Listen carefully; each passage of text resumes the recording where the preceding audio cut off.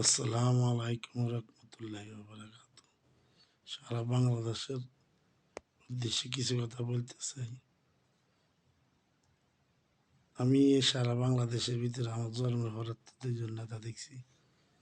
একজন হচ্ছে জিয়া রহমান সাহেব, আরেকজন হচ্ছে বেগম খালেদা জিয়া।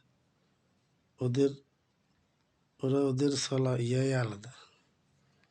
ওরা মাটির মানুষ, ওরা দেশপ্রেমিক। আর আমার চোদ্দলে কোনো দেশপ্রেমিক হয় না। জন্মের পরে তো দেখিয়েছি, অনেকে অনেক কিছু মন্তব্য করতে পারেন। ধানের ভিতরে যেরকম সিঁড়া থাকে, সব দলের ভিতরে সিঁড়া আছে। কিন্তু এখন তারেক সাহেব 16-17 বছর পরে আছে বাংলাদেশে। আসার পরে ওনার কথাবার্তা আমি বুঝতে পারতেছি, উনি ওই লার্কি যেরকম জ্বলতে ফুটতে ফুটতে কয়লা হয়, কয়লা হইতে ছাই হয়ে যায়, ছাই এসছে। ও রাজনীতি সম্বন্ধে বুঝে, ওদের এই পরিবারটা আলাদা। এই পরিবারটা আলাদা, ওটা ব্যান্ডার মাল।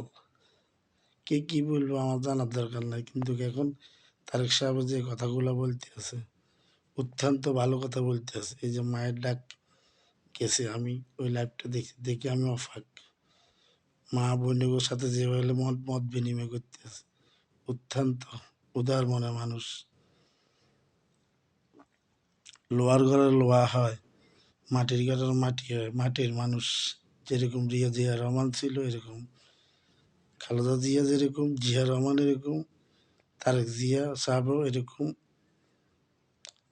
খালেদা জিয়া মরে গেছে, জিয়া রহমান মরে গেছে, আল্লাহ তাদেরকে ব্যস্ত নজিব করুক। একটা কথা বলতে চাই, নাম যেরকম চিন্তা থাকে, সব দলের ভিতরে চিন্তা মিটা আছে। নরবত সবাই এক হইয়ে ধানের শীষে ভোট দিয়েন, এই দলটারে টিকে রান। এই দলটা যদি ঠিক থাকে, বাংলাদেশে পরিবর্তন আসবে।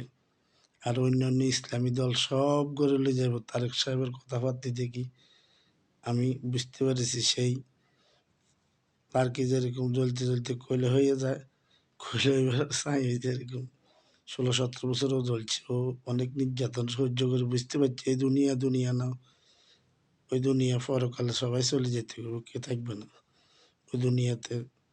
এই দুনিয়াতে আসছে তারেক সাহেব, যখন আসছে ফিরি 16-17 বছর পরে লন্ডন থেকে আসার পরে ওনার কথাবার্তা অন্যরকম। সবাই সম্মান দেয়, সবাই এই যে মুসলমান, এটা মুসলমান কান্ট্রি, সে বুঝে, সে একজন মুসলমান, সেই ইসলাম সবাই নিয়ে আসবে।